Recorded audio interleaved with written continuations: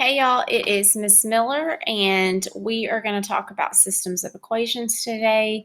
If you want to get something out to write with and on to take some notes, that would be helpful.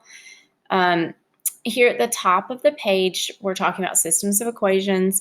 So let's define what that means. Let's start out there. If you think about the word systems, think about what that might mean.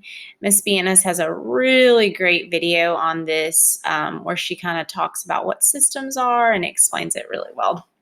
So systems are, you can think of like the school system. That was her example. I'm stealing too, where it takes multiple people, multiple schools, lots of different things kind of working together. So when we're talking about systems of equations, we're talking about multiple equations.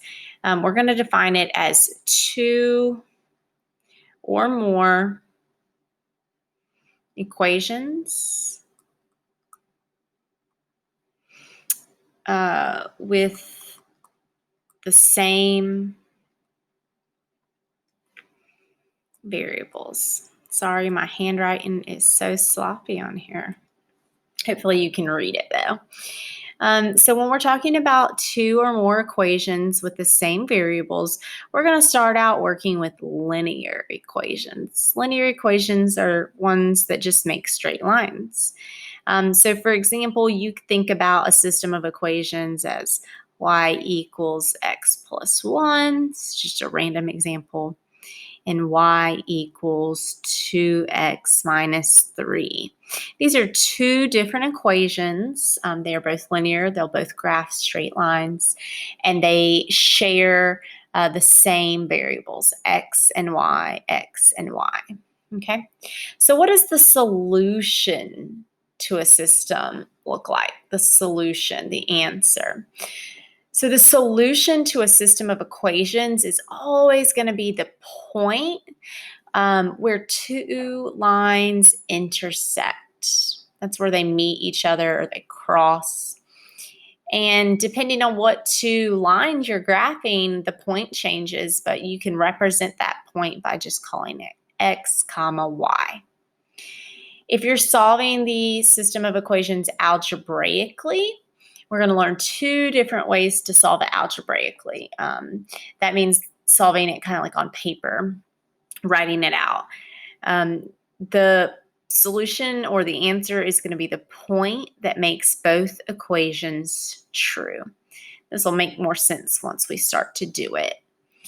All right, now let's talk about types of solutions. You could have intersecting lines.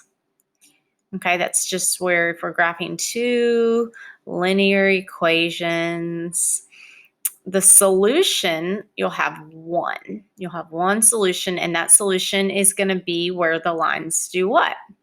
It's going to be where they intersect. So you could think about that as the point right here in the middle. Okay, so when we have one solution, we'll call that x comma y. All right. When we have parallel lines run kind of right alongside each other, but they'll never, ever, ever intersect.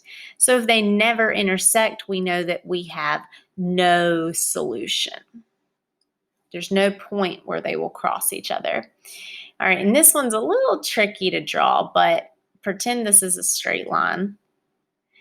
If we're graphing two different equations, and let's say like when you're graphing it, you notice that you only see one line, even though you've typed two in. That might be because they're overlapping. It might be that you have the same line. So if you have two equations that graph as the same line, you'll have infinitely many solutions, infinitely many. So I'm going to draw the infinity sign there. So you'll have every single point that either of the lines goes through will be a solution for that systems of equations. Okay, so we're going to start now by learning how to solve the systems of equations. We're going to start out with graphing.